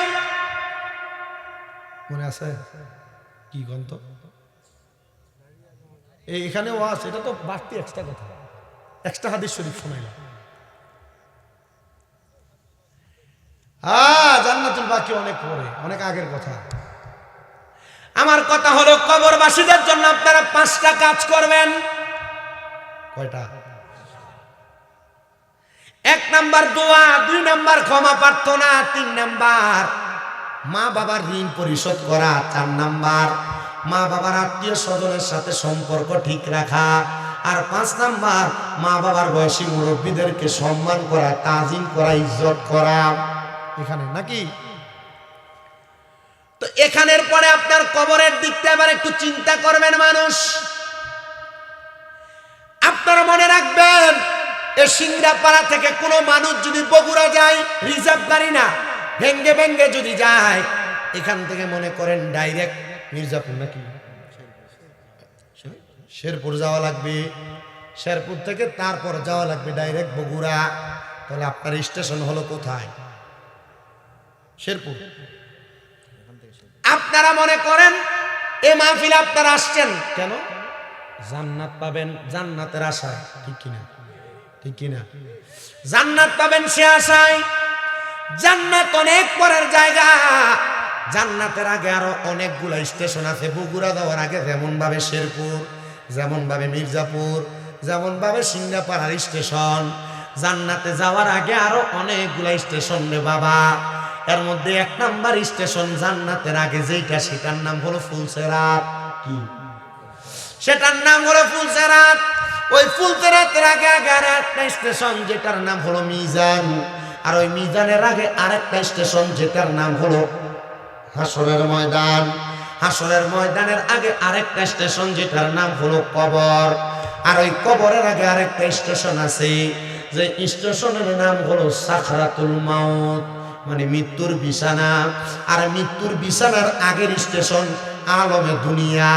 এই আলমে দুনিয়াতে আমরা সবাই বসবাস করি, কিন্তু মুসলমান জান্নাত জাহান্নাম ফুলসেরাত মিজান হাসর এগুলা অনেক পরে। ওই কবরের আগে তোমার সাকরাতুল মাউত, মৃত্যুর বিছানা বড় কষ্টের। ওইটা কেমন কষ্টের একটু শুনে রাখো। এই এলাকার অনেক মানুষ মারা যায়, মারা যাওয়ার সময় দেখবেন জিহ্বা বের করে জিহ্বা কামড় দিয়ে মারা যায়, হয় না? কেন? মৃত্যুর কষ্ট কি কারণে? একটু শুনুন, কষ্ট হবে আপনাদের। যারা ইউটিউবে আমার ওয়াজ শুনেছেন, ওয়াজ হয়তো শুনছেন। আমাকে আমার এই বাবাজি বলছে, হুজুর কবরবাসীর মানুষ কবরের আযাবের কথা যেন স্মরণ করে, মানুষের মাঝে যেন একটু ডর আসে, ভয় আসে, মানুষ যেন নামাজি হয়, রোজাদার হয়, মুত্তাকি হয়। সেই কথাগুলো আমি আপনাদের কাছে জানাতে চাই। অনেক মানুষ মারা যায় যাদের চোখ উল্টা যায়, অনেক মানুষ মারা যায় যারা মারা যাওয়ার সময় বিছানায় প্রস্রাব পায়খানা করে দেয়। অনেক মানুষ মারা যায়, মারা যাওয়ার সময় নাকে মুখে দিয়ে রক্ত ছেড়ে দেয়, রক্ত বের হয়ে মারা যায়। শোনেন আমার পর্দার অন্তরালের মা, যুবক ভাই, মুরব্বী বাবা, ছোট ছোট মাসুম বাচ্চারা, কেন এমন হয়? এটা ভালো মানুষের মরণ না, এটা ভালো মানুষের মরণ না। এই মরণটা বড় কষ্টের মরণ। আর এই মরণ যারা এভাবে মরে তারা ইন্তেকালের সময় বড় কষ্ট পায়া পায়া ইন্তেকাল করে তারা বিদায় নেয়। ওগো আল্লাহর হাবিব নবী, কেন গো এমন কষ্ট পায়া পায়া মারা যায়। নবী আমার জানায়া দেয়, যখন একটা মানুষের সামনে আজরাইল আলাইহিস সালাতু ওয়াস সালাম আগমন করার সময় হয়, তার আগে আমার আল্লাহ তাআলা লামকানে একটা গাছ লাগাইছেন, যে গাছটার নাম হলো শাজরাতুল ইয়াকিন গাছ। যে গাছের প্রত্যেকটা পাতায় পাতায় এক একজন করে মানুষের নাম লেখা। ওই গাছের পাতাটা যখন ছিঁড়ে পড়ে যায়, আজরাইল আলাইহিস সালাতু ওয়াস সালাম তখন মানুষের কাছে চলে আসে ওই মানুষটার রূহ নেওয়ার জন্য। কিন্তু আজরাইলকে আমার আল্লাহ তাআলা মানুষের সামনে পাঠানোর আগে ওই মানুষের সামনে দুইজন ফেরেশতা পাঠায় দেন। দুইজন, জবান বন্ধ নাই, বলেন কয়জন ফেরেশতা পাঠায়? দুইজন ফেরেশতা পাঠায় দেয়। যেই ফেরেশতাদের চোখের রং হলো নীল রঙের, ওই ফেরেশতাদের ভয়ঙ্কর চেহারা আর আচার আচরণ দেখা বান্দা ভয়ে বিছানার মধ্যে প্রস্রাব পায়খানা করে দেয়। এবার চিন্তা করে দেখেন মুসলমানেরা, মানুষ কেন বিছানাতে প্রস্রাব পায়খানা করে মরার সময়? তার মানে ফেরেশতার ভয়ঙ্কর চোখ দেখে মানুষ বিছানায় প্রস্রাব পায়খানা করে দেয়। 2 নাম্বার, এবার আজরাইল আমিন যখন ওই মানুষটার সামনে দাঁড়ায় যায়, মানুষটা হাই হুতাশ করে আজরাইলকে বলার চেষ্টা করে, গো আজরাইল, তুমি আমার রূহ এখন নিও না, আমি এখনো মরণের জন্য প্রস্তুতি গ্রহণ করি। আজরাইল আমিন একটা মানুষের সামনে যখন দাঁড়ায় যায়, আজরাইলকে বারবার বলার চেষ্টা করেন, আজরাইল, আমি এখনো মরণের প্রস্তুতি নিতে পারি না। বান্দারে কথা বলার সুযোগ দেওয়া হয় না। ওই বান্দাটা 2টা দাঁতের চোয়ালের মাঝখানে জিহ্বাটা বাহির করে আজরাইল কামড় লাগাইয়া দেয়। এ সিংড়া পাড়ার মানুষ, এ পদ্মার অন্তরালের মা, এবার বান্দাটার চোখ দিয়া আজরাইলকে বারবার বোঝানোর চেষ্টা করে, রে আজরাইল, আমি এখনো পর্যন্ত কবরের জন্য রেডি হতে পারি নাই, আমার এখন নিও না, আমার রুহটা এখন কবজ কইরো না, আমার বড় কষ্ট হয় রে, বড় কষ্ট। ওই সময় বান্দা আজরাইলের ভয়ঙ্কর চেহারার দিকে তাকায়া চোখগুলা উল্টা যায় রে। এবার বান্দা কথা বলতে পারে না, চোখের ইশারাও দিতে পারে না। আজরাইল আমিন বান্দাটার এবার বুকের মধ্যে এমন ভাবে থাবা দিয়া ধরবি, আমরা যেই নবীর উম্মত মুহাম্মাদুর রাসূলুল্লাহ সাল্লাল্লাহু আলাইহি ওয়াসাল্লাম নবীজির রূহ মুবারক যখন আজরাইল নিয়ে যাবে, আজরাইল নবীজির বুক মুবারকের মধ্যে যখন হাত রাখছে, আমার নবী আল্লাহ বলে একটা চিৎকার মারছে, আল্লাহ। আমি নবীজির রূহ মুবারক নেওয়ার জন্য আজরাইল যে বুকের মধ্যে হাত রাখলো, এত কষ্ট আমার উম্মত কেমনে সহ্য করবে? মনে হচ্ছে পৃথিবীর বড় বড় পাহাড়গুলা বুকের মধ্যে চাপায়া দেওয়া হচ্ছে। নবী ডাক দিয়া বলেন, আল্লাহ, আমার উম্মত এই কষ্ট সহ্য করতে পারবে না। আল্লাহ জানায় দে, হাবিব, আপনার উম্মত যদি দুনিয়াতে ঈমান আনয়ন করে, আপনার উম্মত যদি দুনিয়াতে নেক আমল করে, তাহলে তারা এমন মরণের কষ্ট থেকে বাঁচবে। কেমনে বাঁচবে? ওয়াজের ধারাবাহিকতায় বুঝতে পারবেন আপনারা। নবী রাহমাতুল লিল আলামিন নবী শুধু বলতে, পৃথিবীর বড় বড় পাহাড়গুলা বুকে চাপে দিলে যত কষ্ট হয়, আল বিদায়া নিহায়া ইসলামিক ফাউন্ডেশন কর্তৃক ছাপানো 14 খণ্ডের একটা কিতাব, ওই কিতাবের মধ্যে নবীজির ইন্তেকালের কথা কত সুন্দর করে বলতেছেন। আজরাইল রূহ নেওয়ার সময় এমন অবস্থা, রাহমাতুল লিল আলামিন নবী বলেন, উম্মত শোনো, যখন আজরাইল একটা মানুষের সামনে আসবে, তার বুকের উপর রূহটার জন্য যখন হাতটা রাখবে, তখন বান্দার এমন ভার অনুভব হবে, বান্দার ঘাড়ের শাহরগগুলা ঠাস ঠাস করে ছিঁড়ে যাবে, বান্দার হাতের শাহরগগুলা ঠাস ঠাস করে ছিঁড়ে যাবে, পায়ের রগগুলা ছিঁড়ে যাবে। তখন বান্দার রক্ত চলাচল করতে পারবে না, তখন বান্দার রক্ত এবং পুষগুলা নাকে দিয়ে, মুখে দিয়ে, কান দিয়ে বের হবে। সাহাবায়ে কেরাম আমার নবীজির দরবারে বসাম, কান্না করে আনবরে, ও আল্লাহর হাবিব, আপনি বলতেছেন এমন কষ্ট হবে, শুধু তাই না, নবী তখন পয়গম্বর ইদ্রিস নবীর কথা সাহাবায়ে কেরামদেরকে শুনিয়ে দিলেন। সাহাবীরা শোনো, একটা জীবিত বকরিকে লটকায় দিয়াম, শরীর থেকে চামড়াটা জীবিত অবস্থায় টেনে টেনে ছিঁড়ে ফেললে ওই বকরিটার যত কষ্ট হবে, একটা ঈমানদার, একটা বেঈমান মানুষ, বেনামাজি মানুষ, হারামখোর মানুষ, তার দেহ থেকে রূহটা বাহির করলে এর চাইতে বেশি কষ্ট হবে। শুধু এমন কষ্ট না রে মুসলমান, শোনাম, ওই রূহটা যখন নিয়ে যাবে আজরাইল আলাইহিস সালাতু ওয়াস সালাম, এবার রূহ এবং আজরাইলের সঙ্গে কথা হবে। রূহ ডাক দিয়ে বলবে, রে আজরাইল, আমার এত তাড়াতাড়ি কোথায় নিয়ে যাও? তুমি যদি জানতা আমার আল্লাহ তাআলা আমার জন্য কত যন্ত্রণাদায়ক কষ্ট রেডি করে রাখছেন, আযাব রেডি করে রাখছেন, তাহলে তুমি আমাকে এত তাড়াতাড়ি নিয়ে যাইতা। বলে, কি কষ্ট, কি আযাব রেডি করে রাখছেন নবী গো, আপনি শোনায়া দেন। নবী আমার বলে, উম্মত শোনো, একটা বেঈমান, বেআমল, বেনামাজি রূহ যখন নিয়ে যাওয়া হবে, আজরাইল তার নাকের মধ্যে এমন ভাবে কাপড় দ্বারা চাপা রাখবে, রূহটারে নিয়ে প্রথম আসমানে যাওয়া হবে। আসমানের ফেরেশতারা 19 জন করে ডাইনে, 19 জন করে বামে দাঁড়ানো থাকবে। কোন বেনামাজি, কোন হারামখোর, কোন মিথ্যাবাদী, কোন সুদখোর, কোন ঘুষখোর, পরের জমি জমা দখলকারী, ওই ব্যক্তিগুলা যখন আলমে আরোহায় যাওয়ার আগে প্রথম আসমানে যাবে, তখন ওই 19 জন করে ফেরেশতা ওই রূহুর দিকে তারা থু থু নিক্ষেপ করবে, থু থু নিক্ষেপ করবে। হ্যাঁ, সিংড়াপাড়ার সুদখোর যারা আছো শোনো, আছে সুদে টাকা লাগায়, এ সিংড়াপাড়ার ঘুষখোর যারা আছো শোনো, তোমরা যারা ভাই ভাতিদার জমি দখল করে রাখছো তোমরা শোনো, তোমরা যারা পরের হক মেরে মেরে খাও তোমরা শোনো। আছে কি না?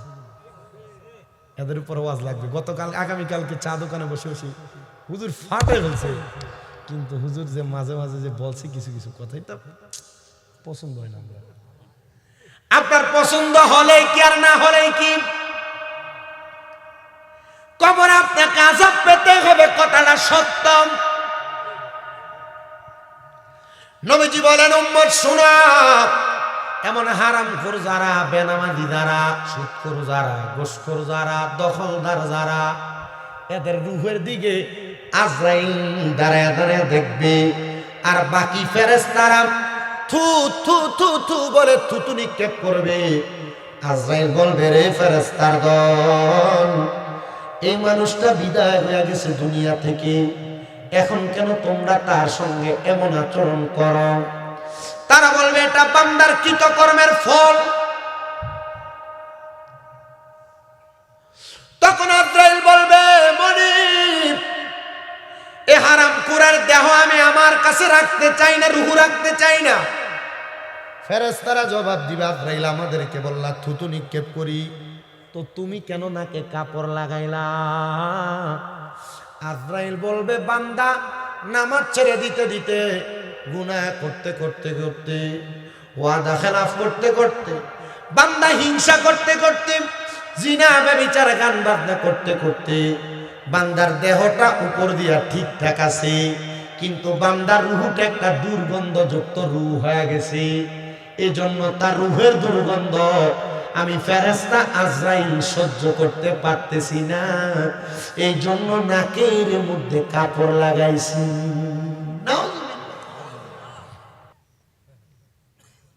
সুদ খাও না, খাও, ভালো করে খাও, নামাজ ছেড়ে দাও না, ছাড়ো, কবরে এসা মার না। শুধু তাই না, শুধু তাই না, ওই মানুষটারে এবার নিয়ে যাওয়া হবে জাহান্নামের মধ্যে। কোন জায়গায়? আপনি মনে করতেছেন আপনি সারা জীবন সুদ খেলেন, ঘুষ খেলেন, নামাজ ছেড়ে দিলেন, আপনার কবরে 3টা প্রশ্ন করবে না? সবার জন্য কবরে 3 প্রশ্ন না, ডাইরেক্ট জাহান্নাম। নবীজি কেন বলে বান্দা ডাইরেক্ট জাহান্নামে যাওয়ার কারণ, বান্দা গুনাহকে গুনাহ জেনে আবার করেছে। গুনাহকে গুনাহ জেনে দ্বিতীয়বার যে করে সে হয় ফাসিক, গুনাহকে গুনাহ জেনে তৃতীয়বার যে করে সে হয় নেফাকি মুনাফিক, গুনাহকে গুনাহ জেনে চতুর্থবার যে করে সে হয় কুফরি করনেওয়ালা কাফের। যারা কাফের, আল্লাহ কোরআনে বলেন ইন্নাল্লাযীনা কাফারু মিন আহলিল কিতাবি ওয়াল মুশরিকিনা ফি নারি জাহান্নাম খালিদিনা ফিহা উলাইকা হুম শাররুল বারিয়া। জবান করে জোরে জোরে কন্যা আল্লাহু আকবার। জোরে জোরে কন্যা আল্লাহু আকবার মানে বুঝেন কন্যা মানে কি? আমাদের কুমিল্লার ভাষায় বলাকে কন্যা বলে। শোনেন আমার বাবা ভাইরা বন্ধুরা আমার, ওই বান্দারে ডাইরেক্ট জাহান্নামে দেওয়া হবে। কতদিন? নবী আমার বলে সর্বনিম্ন 3000 বছর, 3000 বছর। দুনিয়ার কতদিন যেন আখিরাতের একদিন? কেউ বলেন 1000, কেউ বলে 500 বছর। ধরলাম 500, কমটাই দিন। দুনিয়ার 500 বছর, জাহান্নামের আখিরাতের একদিন। এমন 3000 বছর জাহান্নামের আগুনে জ্বালাইব। 1 মিনিট জ্বললেই তো আগুনের তাপে বান্দা ধ্বংস হয়ে যাওয়ার কথা। ওই বান্দাটারে এতদিন কেন জ্বালানো হবে? নবী আমার বলেন উম্মত শুনো, বান্দা একবার গুনাহ করে নাই, বান্দা বারবার গুনাহ করেছে। এজন্য বান্দারে একবার জ্বালায় পুইরা আরেকবার বানাবে, আরেকবার জ্বালাবে, আরেকবার বানাবে। কারণ বান্দা বারবার বারবার বারবার গুনাহ করার কারণে বান্দাকে বারবার কবরের আযাব শাস্তি দেওয়া হবে। শুধু তাই নাই রে মুসলমান, শুইনা রাখো, চাই না রাখো, ওই জাহান্নামের আগুনকে, লাল আগুন 1000 বছর জ্বালায়া আমার আল্লাহ কালার পাল্টায়া দিবে। এবার আগুনের রংকে বানাবে সাদা ধোঁয়াযুক্ত আগুন। সাদা ধোঁয়াযুক্ত আগুনের মধ্যে বান্দারে আরো 1000 বছর জ্বালাইব। এবার আরো 1000 বছর পরে জাহান্নামের আগুনের রংকে করা হবে কালো ধোঁয়াযুক্ত আগুন। ওই আগুনের মধ্যে বান্দারে আরো 1000 বছর জ্বালায়া, 1000 বছর পুরায়া ওই বান্দাটারে 3000 বছর পরে তাকাসুর নামক একটা জায়গাতে উঠানো হবে। তাকাসুর, সাহাবায়ে কেরাম কান্না করে আর ডাক দিয়ে বলে, ওগো আল্লাহর নবী, আপনি বলেন না 1000 বছর জাহান্নামের আগুনের মধ্যে 3000 বছর জ্বালায়া বান্দারে যখন দাঁড় করানো হবে তখন কি বান্দাকে মাফ করা হবে না? বলে না, মাফ করা হবে না। তখন বান্দাকে সুযোগ দেওয়া হবে। কি বলবে এবার বলো? বান্দারে 3000 বছর জ্বালায়া এমন দাঁড় করাবে তাকাসুর একটা জায়গা। বলবে এবার কি বলবা বলো? ওই যে বলছেন 3টা প্রশ্ন, আগে 3000 বছর পিটাইবে কবে, 3000 বছর আযাব দিবে, আগুনে জ্বালাবে, এরপর বলবে কি বলবা বলো? 3000 বছর বান্দারে যখন জ্বালাইবে, পুরাইবে, ওই বান্দা জয়লা পুইরা, ওই বান্দার দেহটা চুরমাচুর। যখন বান্দা দাঁড়ায়া যাবে, ওই বান্দাটা দাঁড়ায়া, ওই বান্দাটারে বলা হবে, বান্দা কি বলবা বলো? বান্দা বলবে মোয় পানি, মোয় পানি, মোয় পানি। বলেন না জোরে, কয়বার? কি কি কি? সাহাবায়ে কেরাম কান্না করতেছেন। নবীজির সামনে ৭২ জন সাহাবী বসা মসজিদে নববীর সামনে। ইয়া রাসূলুল্লাহ, ৩০০০ বছর একটা মানুষকে জ্বালাইলো, তখন কি তাকে পানি দেওয়া হবে? নবী আমার বলেন, হ্যাঁ পানি দেওয়া হবে। চোখে পানি, মুচকি হাসি। আল্লাহর হাবিব কান্না করে দিলেন, গড়াগড়ি করতে লাগলেন। নবীজি গড়াগড়ি করে কান্না করা কেমন বিষয় চিন্তা করেন। সাহাবায়ে কেরাম বলে, ইয়া রাসূলুল্লাহ, ৩০০০ বছর পরেও তো বান্দার একটু নাজাত দেওয়া হবে পানি দিয়া। নবী আমার ডাক দিয়া বলতেছেন, পানির যে একটা গ্লাস ছিল এটা কোথায়? এটা কারবালা লাগাই দিছে আমার বুকের ভিতরে। বোঝাচ্ছি, একটু শুনেন। আপনারা পানি খান কাঁচের গ্লাসে করেন, প্লাস্টিকের গ্লাসে করেন, স্টিলের গ্লাসে করেন, মেলামাইনের গ্লাসে করে। আল্লাহর হাবিব বলে, সাহাবায়ে কেরাম, আমি নবী এর জন্য গড়াগড়ি করে কান্দি। আমি জানি রে, ওই জাহান্নামীদেরকে আমার আল্লাহ এমন ভাবে পানি দিবে, এমন ভাবে পানি দিবে, জাহান্নামী বান্দাগুলার লোহারে একটা পাত্র বানায়া, ওই পাত্রটারে আগুনে জ্বালায়া পুরায়া, আগুনের কয়লা যেমন টকবগা লাল হয়ে যায়, ওই লাল পাত্রের মধ্যে করে বান্দারে পানি দেওয়া হবে। নবী, তবুও তো পানি দেওয়া হবে, বান্দা তো পান করবে। নবী বলে, উম্মত, ওই পানি দুনিয়ার কোনো পানি না, ওই পানি হলো অন্য জাহান্নামীদেরকে জাহান্নামের আগুনে জ্বালায়া, জাহান্নামের আগুনে পুরায়া, যে রক্ত পুষগুলা মাটিতে পড়ছে, ওই রক্ত পুষগুলা দিবে বান্দারে পান করার জন্য। ওই রক্ত পুষগুলারে বলে তিনাতুল খাবাল। নাও খাও, খাও বান্দা, খাও। বান্দা পান করতে পারবে না। নবীজি তখন কি পান করবে? বলে হ্যাঁ পান করবে। তখন বান্দা ওই পানিটা তার জিহ্বাতে ঢেলে দিবে, জিহ্বা গলে যাবে, গলা গলে যাবে, বান্দার পেটের নাড়ি বুড়ি গুলা গইলা গইলা পায়খানার রাস্তা দিয়ে থরথর করে পড়তে থাকবে। ওরে সিংড়া পাড়ার যুব সমাজ, কেন তুমি গুনার কাজ করো আমার বুঝে আসে না? কেন তুমি নামাজ ছাড়ো আমার বুঝে আসে না? কেন তুমি দুনিয়াতে হারাম কাজ করো আমার বুঝে আসে না? মুসলমান, ওই বান্দাটারে আযাবের উপর আযাব দেওয়া হবে। এত কষ্ট, ওই বান্দাটার অবস্থা বড় নাজেহাল। সাহাবায়ে কেরাম কান্না করে 40-42 জন একবারে কান্না করতে করতে বেহুশ হয়ে গেছেন। আর অনেকে গড়াগড়ি করে কান্না করতেছেন, নবী, ও নবীজি, আপনি আমাদেরকে বলেন, যারা নামাজি, যারা মুত্তাকি, যারা ইমানদার, যারা ফরেজগার, তাদের অবস্থা কেমন? নবী আমার বলে, তাদের অবস্থা বড় ভালো। শোনো, তাদেরকে যখন ইন্তেকাল করার জন্য, রুহটা নেওয়ার জন্য আজরাইল আসবে, একবার দুইবার না, আজরাইল তাদের কাছে 4বার আসবে। 4বার আগমন কইরা আজরাইল তাদের রুহ নিতে পারবে না। কি? ইমানদারের এত দাম, ইমানদারের এত সম্মান, ইমানদারের এত তাজিম, ইমানদারের এত পাওয়ার। 4বার আজরাইল আসবে রুহ নেওয়ার জন্য। ইমানওয়ালা হন, দামি হবেন। এই 4বার যখন রুহটা নিতে আসবে, আজরাইলকে বাধা দিবে এমন ক্ষমতা পৃথিবীর কারণ নাই, আছে? কিন্তু ইমানদারের কাছে আজরাইল 4বার আসবে, বাধা দিয়ে খেপাইয়া দিবে, যা রুহ নেওয়া যাবে না। হুজুর কি বলেন? হ্যাঁ, আজকে একদিনে সব শোনাই দিছি।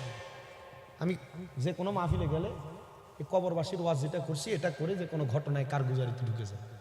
যে কোনো জায়গায় মাহফিলে গেলে হাসরে আলোচনা করে হাসরের ময়দান থেকে অন্য ঘটনায় ঢুকে যায়। মৃত্যু ব্যক্তির বেঈমানের ইন্তেকালের আলোচনা করলে এখান থেকে অন্য ঘটনায় ঢুকে যায়। কিন্তু আজকে আপনাদের কি ইমানদারের কথা বলছি, বেঈমানের কথা শোনাচ্ছি। শুনবেন আপনারা, ওয়াজ বুঝতেছেন আপনারা? আপনার প্রথমে কোথায় ছিলেন? বলে হুজুর ছিলাম কষ্ট হয়েছে, মেয়ের জামাইকে দাওয়াত দিছি, বেআই বেআনকে দাওয়াত দিছি, দেশি মুরগি কাটছি, কাটে খায়া এখন আর আসতে মন চায় না। বগুড়ার স্পেশাল দই খাওয়া, মিষ্টি খাওয়া ধুমসে মতো এখন লেপার কম্বল গায়ে দিয়ে শোয়াইছি। ওয়াজের আওয়াজ তো মাইকে শোনা যায়, যাওয়া লাগবে না। কি কথা বলে না? 1.5 ঘন্টা কোন দিক দিয়ে শেষ হয়েছে টের পাইছেন তো? দেখেন তো, আমার কাছে সুযোগ আছে। হ্যাঁ, কালকে ফজরের নামাজ কে পড়বে? এখানেই পড়বেননি, আমাকেও যেতে হবে। আপনারা জানেন আমি আসলে মাহফিলগুলো ওনাদের সাথে ওয়াদা দিছি, বিদায় দূরে দূরে চলে আসি। আমার আম্মা আজকে 8 মাস অসুস্থ, উঠতেও কষ্ট হয়, লাঠি ভর করে করে ওঠে, মেরুদণ্ডের হাড়ের অপারেশন হয়েছে। আমি আপনাদের সবার কাছে দোয়া চাই, আপনারা আমার আম্মার জন্য দোয়া করবেন। ধরেন একটা মানুষের মাজা ভাঙ্গার পরে ওই মানুষটা সোজা দাঁড়াইতে পারে? আমার আম্মা অসুস্থ হয়ে আমাদের পরিবারের মাজা ভেঙে গেছে, আমাদের পরিবারটা একবার দুর্বল হয়ে গেছে। আগে আমি মাহফিল থেকে বাড়িতে গেলে আমার আম্মা দুধ নিয়ে আমার খাটের টেবিলের কাছে আসতো, ফল নিয়ে আমার টেবিলের কাছে আসতো, রাত্রে ঘুমাইলে এভাবে মাথায় হাত দিয়ে দিয়ে দেখতো। এখন অসুস্থ হওয়ার কারণে মাঝে মাঝে এই লাঠি ভর দিয়ে দিয়েও যায়, আমি যাই ধমক দিই, আমাকে ধমক দিই, আমার এই ধমকে আমার গুনাহ হবে না। আপনি এই অবস্থা, আপনি এভাবে যান কেন চালাকি করতে? যায় না, কিন্তু মা তো মন মানে না। এই যে আজকে এত দূরে চলে আসছি, কখন রওনা দিব, কখন যাব, কখন যায় দেখব। আমার আপনাদের দোয়ায় সারা বাংলাদেশে অনেক ভক্ত আছে, অনেক ভক্ত। তো একটা মহিলা আছে যার বাড়ি নরসিংদী, ওই আমার আম্মার খেদমত করতেছে আজকে অনেক দিন, অনেক মাস। আরও আছে অনেক যারা বাড়িতে যায় যে আমার আম্মার খেদমত করে, থাকে থেকে থেকে খেদমত করে। আপনার দোয়া করলে আল্লাহ আমার আম্মাকে তাড়াতাড়ি সুস্থ করে। তা আমি এতটুকু চিন্তা করি, হয়তো বা আল্লাহ তাআলা আমাদের কোনো গোপন গুনার কারণে হয়তো আমার আম্মাকে অসুস্থ বানায় আমাদেরকে ইমানি পরীক্ষা করছে। আপনারা জানেন আমার একটা না, আমার 6টা মাদ্রাসা খুলি। কয়টা? 6টা। এই গত কিছুদিন আগে আমার 5 জন ছেলে একসাথে হাফেজে কোরআন হয়েছে। এই রমজানের আগে আরো 8 জন। এভাবেই ধারাবাহিকভাবে হচ্ছে। আমার খেদমত চলছে, কষ্ট হয়, বসে থাকি যে কষ্ট হয়, গাড়িতে 7-8 ঘন্টা 9 ঘন্টা বসে থাকি, অনেক কষ্ট হয়। কথা কি বুঝতে পারতেছেন? কিন্তু আমি আপনাদের কাছে কথা বলছি, বয়ান করছি, ধারাবাহিকভাবে শোনাচ্ছি, শুধু আপনাদের কাছে না। আগামীকালকে এই বাড়িতে যাওয়ার পর আমাদের কুমিল্লার পার্শ্ববর্তী থানা হোমনা থানা, সেখানে যাব। এরপর দিন সিলেট হবিগঞ্জ যাব, এরপর দিন ভৈরব যাব কিশোরগঞ্জ, এরপর দিন যাব হবিগঞ্জ সিলেট। এভাবে দৌড়াদৌড়ির উপরে খুব কষ্ট হয়। মানে এক কথায় জুয়ান বয়সে আল্লাহ আমাকে বুড়া বানাই দিছে। আমাকে এমনি শরীরে দেখা যায় জুয়ান, চেহারায় দেখা যায় জুয়ান। এই সোজা হইয়া দাঁড়াইতে কষ্ট হয়, যে গাড়িতে বসে থাকতে থাকতে 8 ঘন্টা 9 ঘন্টা বসে থাকা, আইসা আবার 2 ঘন্টা ওয়াজ করা, আবার 8 ঘন্টা 9 ঘন্টা বসে যাওয়া। আলহামদুলিল্লাহ বলেন আপনি? ও আচ্ছা, আলাপ কথা না বলছেন। কষ্ট হয়, আপনারা দোয়া করলেই কষ্ট, আমার কিছু না। কে কে করবেন হাত তুলে? আমিও ওয়াদা করছি, আমি যেখানে মাহফিলে যাব আপনাদের সবার জন্য দোয়া করি, এবং দোয়া করি। এখনো যেখানে মাহফিলে যাই নাই, মুনাজাতে দোয়া করি না, আল্লাহ পৃথিবীর সব মানুষকে ভালো রাখে, আপনাদের জন্য এইভাবে দোয়া করি। মারহাবা পড়ে, এই মারহাবা বলেন বলছি না, আমার কুমিল্লায় যদি হয়তো যদি বলেন মারহাবা, মারহাবা বলতো আর এটা কাঁপতো। আর আপনারা কষ্ট হয়, কষ্ট হয়।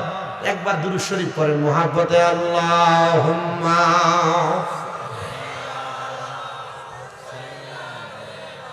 বেশি দেরি হয়ে যাচ্ছে না? না। ওয়ালা আলি মাওলানা, জনম জনম যদি গাহি তোমার মহিমা গাওয়া শেষ হবে নাহি। দয়া কর মায়া কর, দয়া কর মায়া কর, ও গো দয়াময়। বলেন তুমি রহমান, তুমি মেহেরবান বলেন, তুমি রহম, তুমি মেহের অন্ধ গাহে না শুধু তোমারি গুণগান, ভুলেও ভুলে না তব শান, তুমি রহমান, তুমি মেহেরবান। কখনো তোমাকে যদি বলি হেদায়াতের আলো দিয়ে নিও কাছে তুলি, দয়া করে ঠাই দিও, দয়া করে ঠাই দিও ওগো দয়াময়, তুমি রহমান, তুমি বলে নাই, জোরে বলবেন, তুমি রহমান, তুমি এই কন্যাটা দিয়ে যুবক মানুষ একটু জোরে বলেন না, তুমি তুমি মেহের। হ্যাঁ মুসলমান ইমানদার, সময় একটু অন্তরের কানটা লাগাও। ইমানদারের কাছে যখন আজরাইল আলাইহিস সালাতু ওয়াস সালাম আগমন করবে রে আমার বাবারা, ইমানদার বান্দা তখন তার বিছানার মধ্যে থাকবে, সাকরাতুল মউতের বিছানায় আজরাইল আমিন আসার আগে বেঈমানের কাছে যেমন দুইটা ভয়ঙ্কর চোখওয়ালা ফেরেশতা আসছে, ইমানদারের কাছে দুইটা ফেরেশতা আসবে, বড় মায়ার ফেরেশতা, যাদের কাছে জান্নাতি মেশকো আম্বরের আতর থাকবে, যাদের কাছে জান্নাতের একটা আপেল থাকবে তুফা, জোরে জোরে কন্যাম মারহাবা। এ বাবা, ইমানদার বান্দাটার এবার ইমানদার বান্দার কাছে দুইজন ফেরেশতা যখন দাঁড়িয়ে যাবে, ইমানদার বান্দার বুকের মধ্যে সর্বপ্রথম আজরাইল ফেরেশতা হাতটা রাখবে, আর বুকের মধ্য থেকে দুইজন ফেরেশতা ডাক দিয়ে বলবে, রে আজরাইল, ইমানদার বান্দার রূহ বুক দিয়ে কবজ করা যাবে না। বলে কেন কেন কেন? বলে ইমানদারের বুকের মধ্যে আল্লাহ নবীর প্রতি ঈমান আছে। জবান খুলে জোরে জোরে কন্যা আল্লাহু আকবার। এই নবীর উম্মত শুনো শুনো শুনো শুনো শুনো, এবার ইমানদারের কাছ থেকে আজরাইল ফিরে যাবে, আল্লাহর হুকুমে আগমন করবে। এবার সবচাইতে আকর্ষণীয় জায়গা, ইমানদারের কপাল বরাবর হামলা চালিয়ে দিবে, কপালের মধ্য থেকে দুইজন ফেরেশতা জবাব দিবে, রে আজরাইল, ইমানদার বান্দার রূহটা কপাল দিয়ে কবজ করা যাবে না। বলে কারণ কি? কোন কারণে যাবে না? আরে ইমানদার বান্দা এই তার কপাল দিয়া আমার আল্লাহকে সাজদা দিয়ে সুবহান রাব্বিয়াল আলা বলেছে, আর সাজদা দিয়ে সুবহান রাব্বিয়াল আলা বলার কারণে ইমানদার বান্দার কপাল দিয়ে তার রূহ আমরা বের হতে দিব না। দেখছেন ইমানদারের কত দাম, নামাজির কত দাম, ঈমানওয়ালার কত সম্মান, ইজ্জত, মর্তবা। আজরাইল আবার চলে যাবে। কয়বার আসবে? আইলো কয়বার? দুইবার। আবার আগমন করবে, ইমানদার বান্দার ডান বাহু বরাবর হামলা করবে, ডান বাহু থেকে দুইজন ফেরেশতা জবাব দিবে, আজরাইল, ইমানদার বান্দার ডান দিক দিয়ে রূহ কবজ করা যাবে না। বলে কেন কেন কেন কবজ করা যাবে না? বলে ইমানদার বান্দার এই ডান হাত দিয়ে তার ডান এবং সদকা গুলা আছে, এই জন্য বান্দার ডান দিক দিয়ে রূহ কবজ করা যাবে না। চলে যাবেন ফিরত, আজরাইল আবার আগমন করবে আল্লাহর হুকুম পায়া, এবার বান্দার বাম বাহুতে হামলা চালিয়ে দিবে, বাম দিক থেকে জবাব দিবে, আজরাইল, ইমানদার বান্দার বাম দিক দিয়ে রূহ কবজ করা যাবে না। বলে কেন রে? বলে বান্দার বাম দিকে আছে তার মা বাবার খেদমত, এই জন্য বান্দার বাম দিক দিয়ে রূহ কবজ করা যাবে না। আজরাইল দাঁড়ায় থাকবে চতুর্থবার, ওগো আল্লাহ, বান্দার হায়াত শেষ হয়ে গেছে, বান্দার রূহটাকে আমরা কবজ করব না। বলে হ্যাঁ হ্যাঁ হ্যাঁ, বান্দার রূহ কবজ করবা, তবে সময় আছে, এখন কবজ করবা না। কারণ আমার নবী বলেছেন, দুনিয়াতে যারা ইমানদার, যারা মুত্তাকি, ইমানদার মুত্তাকিরা যখন দুনিয়া থেকে বিদায় নিবে গো, তারা মরার সময় পড়বে লা ইলাহা ইল্লাল্লাহ মুহাম্মাদুর রাসূলুল্লাহ সাল্লাল্লাহু আলাইহি ওয়াসাল্লাম। জোরে জোরে বলেন সুবহানাল্লাহ। ইমানদার বান্দা কালেমা পড়বে, আজরাইল দিয়ে যখন বাতাসটা বের হবে, আজরাইল বাতাসের সাথে বান্দার রূহটা কবজ করবে। নবী গো, বান্দা কি কষ্ট পাবে না? বান্দার কি মনে আঘাত লাগবে না? বান্দার কি মৃত্যুর যন্ত্রণা হবে না? বেঈমান তো বিছানায় প্রস্রাব পায়খানা করে, জিহ্বায় কামড় দেয় নাকি মুখে রক্ত বের হয়। আল্লাহ গো, ইমানদার বান্দা, বান্দা কি দুনিয়ার জমিনে কষ্ট পাবে না? বলে না না না। একটা ছোট বাচ্চা দুধের জন্য কান্না করলে মা যেমন ভাবে মুখের মধ্যে দুগ্ধ দিয়া মাথার মধ্যে হাত বুলিয়ে দিলে ছোট বাচ্চা ঘুমায় যায়, ইমানদার বান্দা তেমন ভাবে ঘুমায় যাবে, মরার কষ্ট টের পাবে না। কষ্ট টের পাবে না ইমানদার বান্দা। ও নবী, কষ্ট টের পাবে না, রুহুটা কি করবে বলে নিয়ে যাবে। ইমানদারের রুহু ডাক দিয়া বলবে, রে আজরাইল, এত আস্তে আস্তে কেন নিয়ে যাও? তুমি যদি জানতা আমার আল্লাহ তাআলা আমার জন্য কত মহামূল্যবান পুরস্কার জাযা রেডি করে রাখছে, তুমি আমার আরো তাড়াতাড়ি নিয়ে যাইতা। জবাব দেওয়া হবে, জবাব দেওয়া হবে। এবার তারা তাড়াতাড়ি নিয়ে যাওয়া হবে। আসমানের ফেরেশতারা বেঈমানকে থুথু দিছিল, মনে আছে কিনা? কিন্তু ইমানদার বান্দারে দেখা আসমানের ফেরেশতারা বলবে, আহলান ওয়া সাহলান, মারহাবান মারহাবান দুয়ুফুর রহমান, আল্লাহর মেহমান স্বাগতম স্বাগতম, আসেন আসেন বইলা আল্লাহর মেহমানকে স্বাগতম জানানো হবে। এবার বান্দার পুরস্কারটা কি একটু শোনেন অন্তরের কানটা লাগা। আল্লাহ কোরআনুল কারীমে বলেন, জাযাউহুম ইনদা রাব্বিহিম জান্নাতু আদনিন তাজরি মিন তাহতিহাল আনহার, আল আনহারু খালিদিনা ফিহা আবাদা রাদিয়াল্লাহু আনহুম ওয়া রাদু আন, যালিকা লিমান খাশিয়া রাব্বা। জবান খুলে উচ্চ কণ্ঠে জোরে জোরে পড়ি আল্লাহু আকবার। বলা হবে, রে মুমিন শুনো শুনো, মুমিন বান্দার পুরস্কারটা বড় সুন্দর, ইমানদারের পুরস্কারটা বড় সুন্দর। আল্লাহ বলে, আমি আল্লাহ জাযাউহুম ইনদা রাব্বিহিম পুরস্কার প্রদান করব। জান্নাতুল আদনিন, ওই পুরস্কারের নাম হলো জান্নাতুল আদন। আল্লাহ দেখতে কেমন? বলে তাজরি মিন তাহতিহাল আনহার, এত সুন্দর, জান্নাতের নিচে দিয়ে নহর প্রবাহিত হয়। নবী গো, নহরটা কেমন? বলে নহরের নাম হলো রজব, র আলিফ জিম বা। ওই রজব নদীর মধ্যে আল্লাহ তাআলা এক প্রকার, দুই প্রকার না, তিন প্রকার না, চার প্রকারের পানি রাখবে, চার প্রকার। এক নম্বর পানির নাম হলো ইন্না আতাইনা কাল কাউসার, ওই কাউসারের পানি কারা পান করবে? বলে যারা ইমানদার মুমিন। দুই নম্বর পানির নাম হলো শারাবান তাহুরা, পবিত্র পানি। ওই পানি কারা পান করবে? বলে তারা পান করবে যারা কোনোদিন নেশা করে নাই, মদ পান করে নাই, গাঞ্জা ইয়াবা সেবন করে নাই। তিন নম্বর পানির নাম হলো জান্নাতি মধু। নবী গো, কারা পান করবে? বলে তারা কোনোদিন পরের হক মেরে মেরে খায় নাই।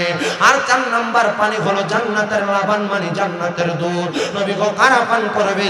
বলে যারা কখনো মানুষকে গালি দেয় নাই, মন্দ কথা বলে নাই, মিথ্যা কথা ফাহিশা কথা বলে নাই, তারাই ওই জান্নাতের মধু পানি পান করবে। ও নবী গো, আপনি বলেন না কতদিন ওই জান্নাতে থাকবে? নবী আমার আল্লাহর কোরআন থেকে বলেন, খালিদিনা ফিহা আবাদা, বান্দা জান্নাতের ভিতরে চিরস্থায়ী বাসিন্দা হয়ে থাকবে। আবাদা ব্যবহার করে আল্লাহ বুঝায় বান্দা জান্নাত থেকে বের হতে চাইবে না, বের হতে চাইবে না। আল্লাহ গো, কারা কারা ওই জান্নাতে থাকবে? বলে রাদিয়াল্লাহু আনহুম ওয়া রাদু আন, যারা আমার আল্লাহরে খুশি করেছে, আল্লাহর প্রতি নিজেও খুশি হয়ে গেছে, তারাই ওই জান্নাতের মধ্যে থাকবে। যারা আল্লাহরে সন্তুষ্ট করেছে, আমার আল্লাহ যাদের প্রতি সন্তুষ্ট হয়ে গেছে, তারাই ওই জান্নাতে থাকবে। আল্লাহ আপনারা কারা সন্তুষ্ট করে? আল্লাহ কয়, যালিকা লিমান খাশিয়া রাব্বা, যারা আমার সবচাইতে বেশি ভয় করে। এবার আপনারা সাক্ষী দেন, আমরা সবাই আল্লাহরে ভয় করি কি করি না? আল্লাহকে ভয় সবাই করে, কিন্তু মারে বাদ দেয় না। আল্লাহকে ভয় সবাই করে, কিন্তু বাবারে তুই তুকারি করে শব্দ করে। আল্লাহকে সবাই ভয় করে, মা বাপকে খানা দিতে চায় না, ধমক দেয়। এরা আল্লাহকে ভয় করার মানুষ না। যারা মা বাপকে খাওয়ান দেয় না, মা বাপরে ধমক দেয়, মা বাবার খরচপাতি চালায় না, বিবাহ করার পর মা বাবারে ভুলে যায় অথবা মা বাবার উপর অন্যায় অত্যাচার করে, আল্লাহর নবী জানাই সাখাতুর রব্বি ফি সাখাতিল ওয়ালিদাইন, মা বাবারে অসন্তুষ্ট করার কারণে আমি আল্লাহ অসন্তুষ্ট, জান্নাত নাই।